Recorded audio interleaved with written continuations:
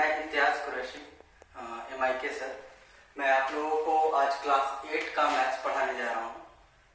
पहला चैप्टर है आपका नंबर सिस्टम। तो सबसे पहले हम इसी चैप्टर को देखेंगे क्योंकि ये चैप्टर जो है वो बेसिकली आगे सारे चैप्टर्स में हेल्पफुल होता है।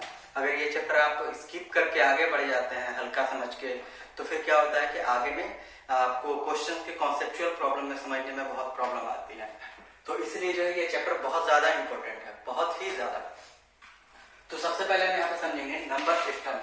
नंबर सिस्टम में जो कैटेगराइज किया गया है वो है natural number, whole number, integers, rational number, irrational number and real number. तो इसको कैसे कैसे कैटेगराइज किया गया है, उसके अंदर क्या क्या है, ये सारी चीजें एक बार आप समझिए। सबसे पहला है नेचुरल नंबर। तो ये नेचुरल नंबर जो है वह 1, 2, 3, 4 एंड सो ऑन, ये सारे नंबर जो होंगे वो नेचुरल नंबर होंगे। होल नंबर में क्या किया गया है, जीरो को भी इंट्रोड्यूस किया गया है। तो सारे natural number including zero is called as whole number. अब इसके बाद जो है इंटीजर्स। इंटीजर्स क्या होंगे, तो जितने भी नंबर आपने ऊपर देखे हैं 0, 1, 2, 3, 4, उसके अलावा उसके निगेटिव नंबर्स, ये सारे इंटीजर्स कहलाएंगे। जैसे -3, -2, -1, 0, 1, 2, 3 एंड सो ऑन, ये सारे नंबर जो है वो इंटीजर्स होंगे। इसको हम ऐसे लिखते हैं कलेक्टिव फॉर्म में 0 +- 1 +-2 +-3, ये सारे। अब इसके बाद आता है हमारा रैशनल नंबर। रैशनल नंबर क्या है, तो those numbers which can be represented as P upon Q, where P and Q are integers and Q does not equal to 0 and their HCF is equal to 1। इसका मतलब क्या हुआ कि सबसे पहले P और Q जो हम सिलेक्ट कर रहे हैं वो एक इंटीजर्स में से ही होने चाहिए। जैसे कि 5/3 ले लिया, 5 भी इंटीजर है, 3 भी इंटीजर है। अब इसके बाद जो है क्या इसका डिनोमिनेटर 0 है, तो डिनोमिनेटर 0 नहीं होना चाहिए। अब इसके बाद जो है HCF PQ = 1। इसका मतलब क्या है कि जब हम इसको सॉल्व करेंगे फर्दर, अगर हम सिंप्लीफाई करना चाहें तो वो सिंप्लीफाई नहीं होना चाहिए। जैसे अगर हम यहाँ पे लिखते 10/4, तो इसको हम फर्दर सिंप्लीफाई करके 5/2 लिख सकते हैं। तो ये फर्दर सिंप्लीफाई हो सकता है, लेकिन ये नहीं हो सकता। तो ये स्टैंडर्ड फॉर्म है, इसलिए हम यहाँ पे लिखेंगे HCF PQ = 1। मतलब इन दोनों का जो कॉमन फैक्टर होना चाहिए वो 1 होना चाहिए। अब देखिए यहाँ पे ये -3/2, -0.5, -1, 0, 5/3, 3.125, मतलब ये टर्मिनेटिंग डेसिमल एक्सप्रेशन भी रैशनल नंबर होगा। उसके अलावा 3.7 बार, इसका मतलब है कि कोई भी हम नंबर लेते हैं उस पर अगर बार लगाते हैं तो क्या होता है कि वो नंबर बार बार रिपीट होता है। जैसे कि हम इसको लिखेंगे 3.7777 एंड सो ऑन। तो इस नंबर को हम ऐसे बार से रिप्रेजेंट करते हैं।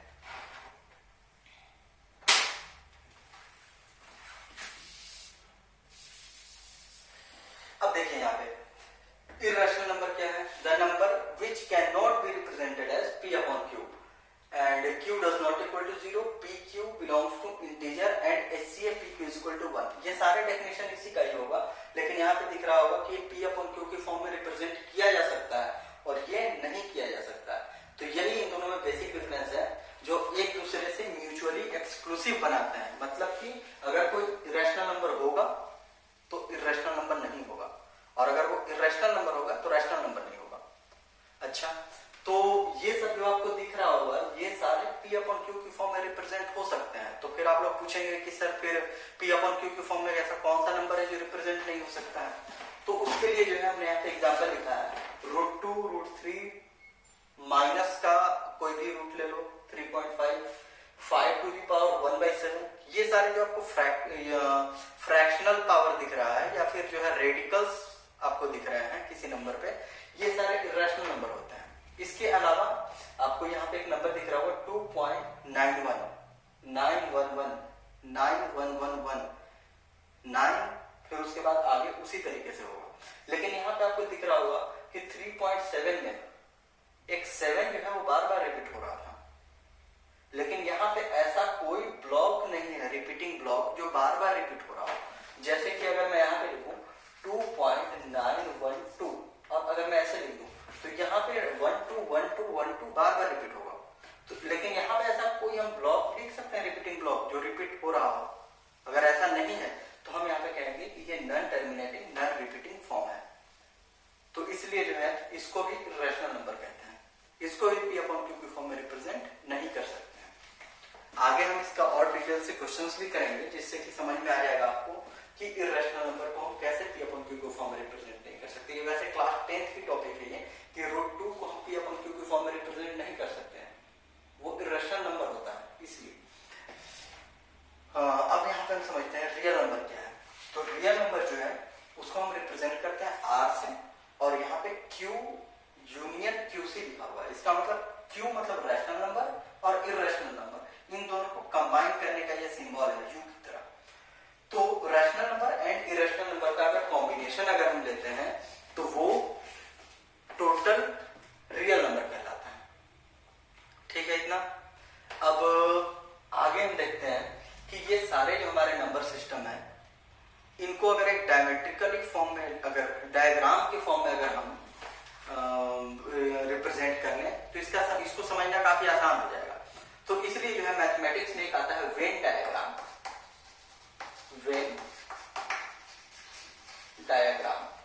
वेन डायग्राम जो होता है वो एक एक्चुअल में किसी भी नंबर के सेट को हम सर्किल से या कोई एक क्लोज्ड कर्व से रिप्रेजेंट करते हैं।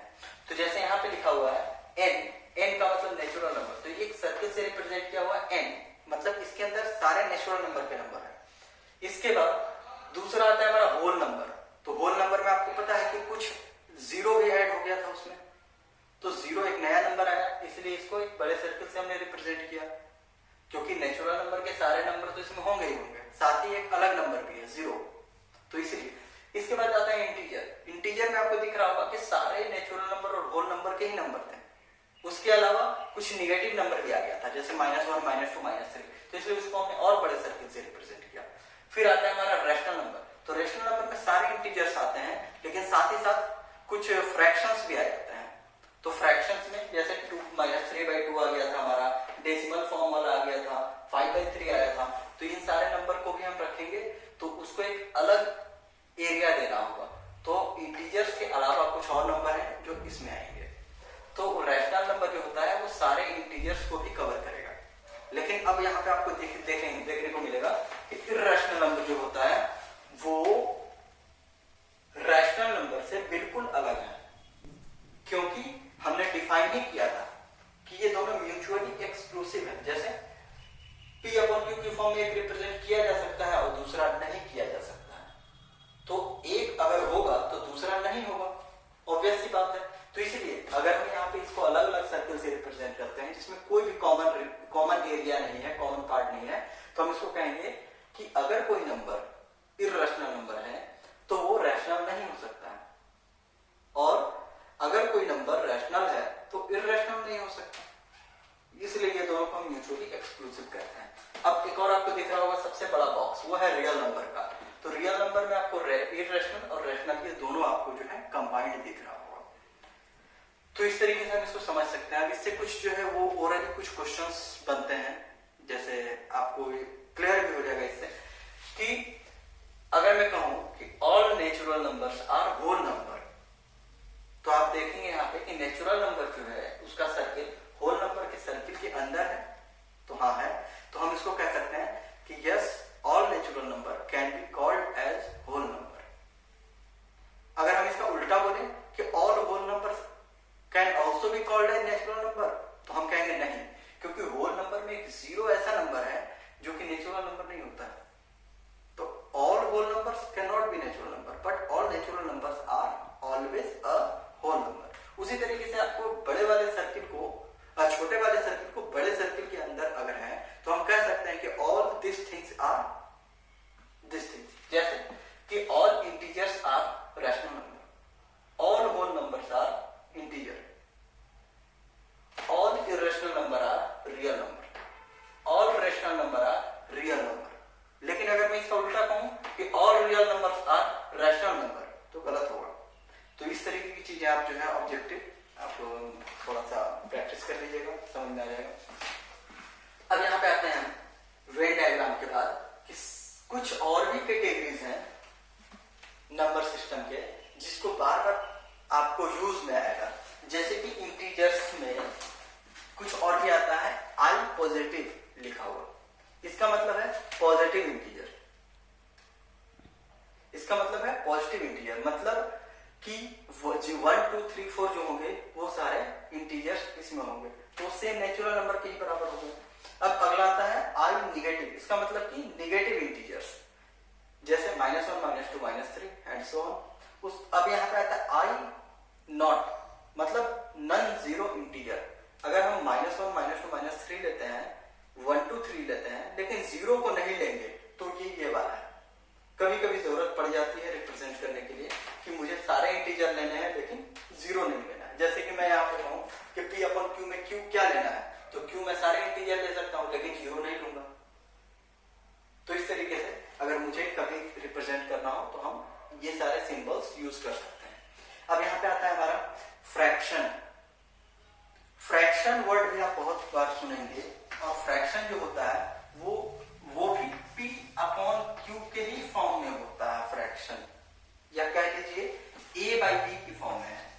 A बाई B की फॉर्म में अगर कभी भी आपको दिखे तो फ्रैक्शन होगा। अब फ्रैक्शन में आपको मिलेगा सबसे पहले प्रॉपर फ्रैक्शन, फिर इम्प्रॉपर फ्रैक्शन, मिक्स्ड फ्रैक्शन। तो अगर मैं फ्रैक्शन को ऐसे लिखूं, numerator upon denominator, numerator upon denominator, तो इसके अकॉर्डिंग हम अगर यहाँ पे प्रॉपर फ्रैक्शन को डिफाइन करें तो प्रॉपर फ्रैक्शन होगा कि जब न्यूमरेटर जो होगा वो डिनोमिनेटर से छोटा होगा, numerator is less than denominator, then it is called as proper fraction. और इम्प्रॉपर फ्रैक्शन के लिए क्या है, तो जस्ट उल्टा, कि न्यूमरेटर जो होगा वो बड़ा होगा डिनोमिनेटर से। मिक्स्ड फ्रैक्शन के लिए ऐसा कुछ नहीं। मिक्स्ड फ्रैक्शन में आपको ऐसा दिखेगा A whole B by C, इस तरीके का आपको अगर कोई नंबर दिखे तो मिक्स्ड फ्रैक्शन है। अच्छा, एक एक एग्जांपल लेके चलते हैं। प्रॉपर फ्रैक्शन में क्या है, प्रॉपर फ्रैक्शन में आप लिख सकते हैं 5 बाई 7, यह है प्रॉपर फ्रैक्शन, क्योंकि 5 जो है वो 7 से छोटा है। अगला जो है आपका वो है इम्प्रॉपर फ्रैक्शन। इसमें क्या होगा, ऐसे लिख दें 9 बाई 4। तो यहाँ पे हम 4 को देखेंगे, 9 जो है वो बड़ा है 4 से, तो न्यूमरेटर यहाँ पे बड़ा ही होना चाहिए। अगला जो है A whole B upon C, इसका एग्जांपल क्या है, तो इसका एग्जांपल लिख सकते हैं कि 2 होल 3 बाई 7। इसको जो है अगर हम प्रॉपर या इम्प्रॉपर फ्रैक्शन में अगर हम कन्वर्ट करें तो 7 into 2 आता है 14 और 3 17, तो 17 अपॉन 7 लिख सकते हैं इसको। तो ये चीज आपको पता होगा। तो मिक्स्ड फ्रैक्शन आपको ऐसा देखने को मिलेगा ज्यादातर। अब आता है हमारे पास फ्रैक्शन की एक और कैटेगरी है, वो है लाइक, अनलाइक और इक्विवेलेंट फ्रैक्शन। तो लाइक फ्रैक्शन क्या होता है कि the fraction whose denominators are same.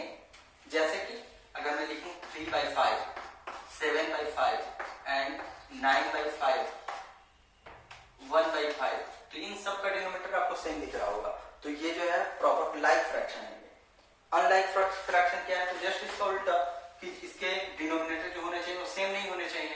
तो हम लिखेंगे 2 by 5, 3 by 7, 9 by 4 and so on. तो यहाँ पे देखिए 5, 7, 4 ये सब डिफरेंट है, तो इसलिए जो है ये सारे अनलाइक फ्रैक्शन में आ जाएगा। इक्विवेलेंट फ्रैक्शन क्या है, तो अगर मैं कोई एक नंबर लूं 2 upon 7,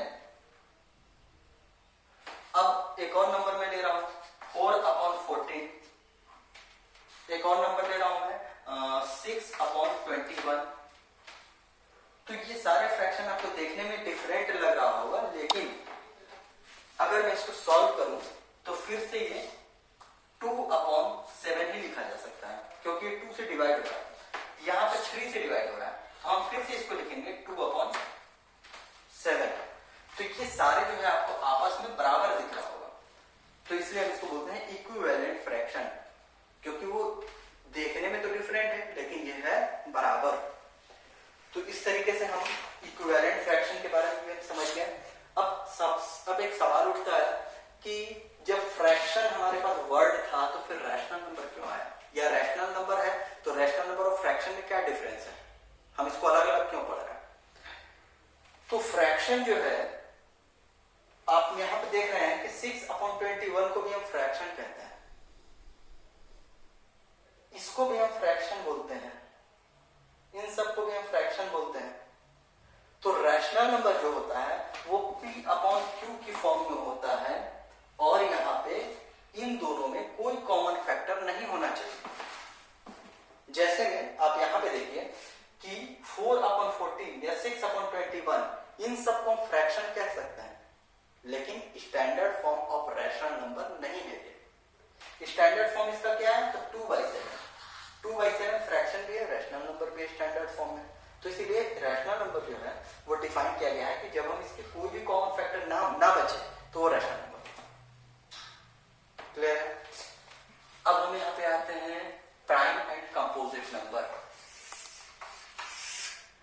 prime and composite number, तो अगर हमारे पास कोई एक नंबर है a या n कोई नंबर है,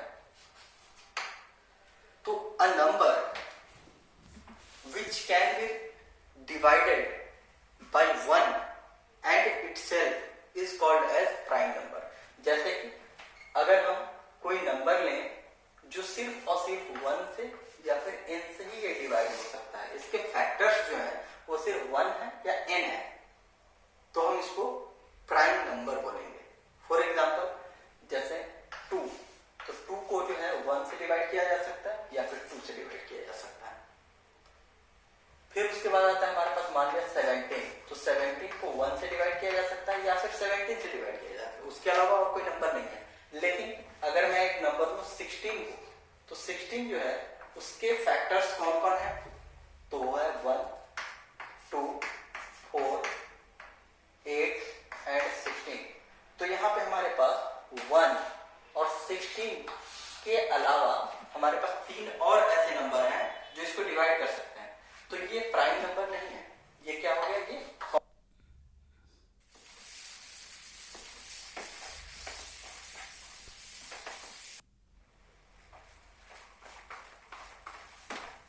मैं बता रहा था यहाँ पे 1 और 16 के अलावा और भी 3 नंबर हैं जो कि इसको डिवाइड कर सकते हैं, तो हम यहाँ पे कहेंगे कि this is non prime number. मतलब क्या हुआ? वो कंपोजिट नंबर हुआ।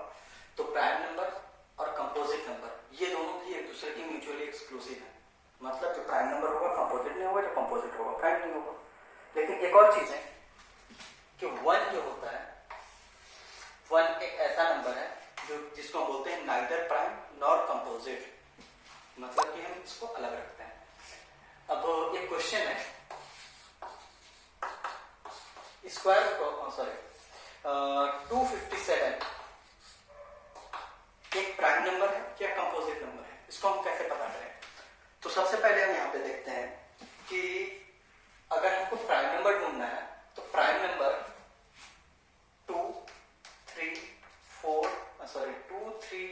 5, 7, 11, 13, 17 एंड सो ऑन, ये सारे नंबर होंगे।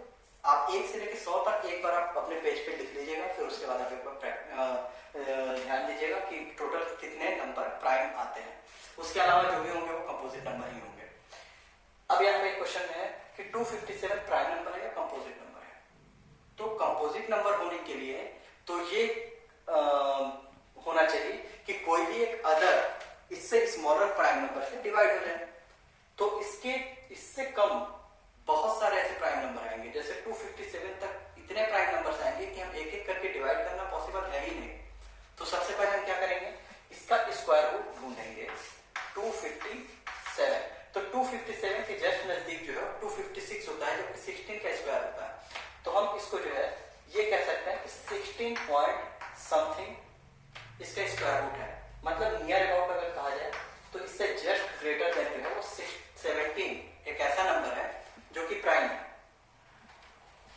अब हम यहां से स्टार्टिंग से लेके 17 तक के जितने भी प्राइम नंबर हैं उन प्राइम नंबर से अगर हम यहाँ पे डिवाइड करके देख लें, अगर कोई भी डिवाइड ना कर पा रहा हो तो ये प्राइम नंबर है, अदरवाइज कंपोजिट होगा। तो एक एक करके देख लो। जब हम 2 से डिवाइड करेंगे इसको 257 को तो डिवाइड नहीं होगा, इवन नंबर नहीं है। फिर 3 से डिवाइड करने के लिए इसका सम भी होना चाहिए, 14 आ रहा है, वो 3 से डिविजिबल नहीं है।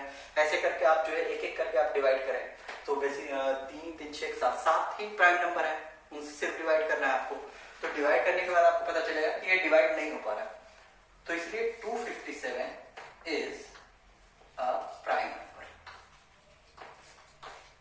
आसान हो गया ये कि जब हम स्क्वायर रूट फाइंड करते हैं तो जो भी हमारे पास इंटीजर आता है, जो भी इंटीजर आता है उससे छोटा जो भी प्राइम नंबर है सिर्फ उतने से ही डिवाइड कर रहा है। 17 से बड़ा जो हमारा 19, 23 ये सारे प्राइम नंबर है, इन सब से डिवाइड करके टाइम वेस्ट करने की जरूरत नहीं है बस। अब आते हैं यहाँ पे को प्राइम नंबर। को प्राइम नंबर क्या है? जब भी हम को प्राइम की बात करते हैं, दो नंबर के सेंस में बात करते हैं उसको, तो को प्राइम नंबर जो है ए और बी, इनको को प्राइम तभी कहा जाएगा जब HCF of A and B should be equal to 1। HCF अगर 1 होगा तो ये को प्राइम नंबर होंगे। जैसे 3 एंड 7 को प्राइम नंबर है, 19 और 37 को प्राइम नंबर है, को प्राइम नंबर है। अब को प्राइम नंबर में हम सिर्फ प्राइम नंबर नहीं लेते हैं, कंपोजिट नंबर भी अगर पेयर में लिया जाए तो को प्राइम नंबर हो सकते हैं। जैसे कि 4 और 9 ये को प्राइम नंबर, क्योंकि जब हम इसको डिवाइड करेंगे तो कोई भी ऐसा नंबर नहीं है 1 के अलावा जो इससे डिवाइड कर सके दोनों को। तो 1 जो है 4 को डिवाइड कर रहा है और 9 को डिवाइड कर रहा है, उसके अलावा कोई भी और ऐसा बड़ा नंबर नहीं है जो 4 और 9 दोनों को डिवाइड करे। अब यहाँ पे एक और आता है हमारे पास कि 4 9 फिर 10 और मान लिया 13, 10 30, एक प्राइम नंबर एक कंपोजिट नंबर ले लिया। अब उसके अलावा अगर मुझे कभी भी को प्राइम बताना है तो दो कॉन्सिक्यूटिव नंबर को हम ले सकते हैं, जैसे कि 256, 257 ये दो कॉन्सिक्यूटिव नंबर है, 17, 18 कॉन्सिक्यूटिव नंबर है, 512, 513 ये भी को प्राइम नंबर होंगे। तो इस तरीके से आप ले सकते हैं।